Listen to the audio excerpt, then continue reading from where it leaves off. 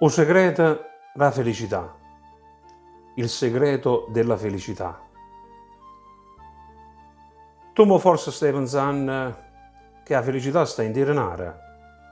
E invece se è così ti stai sbagliando, perché la felicità è una merce rara.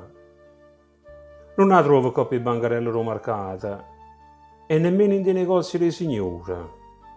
È un tesoro assai pregiato, il valore suo non sa misura. Uno dei segreti della felicità sta a non desiderare robe bellate. Se ogni giorno ti sai accontentare, vivi una vita meno tormentata.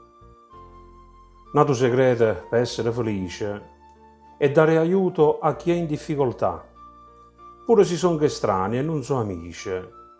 Tu fai bene e non sta a sindacare.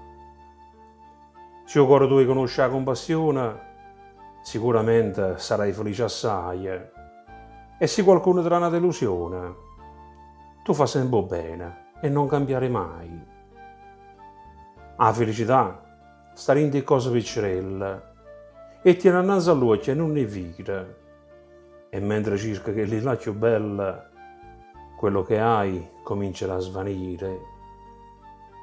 A di volte confondi l'illusione come se fosse la felicità. Poi puntualmente arriva la delusione che ti riporta nella triste realtà. Diceva il vecchio e saggio Salomone che in coppa a terra tutto è vanità.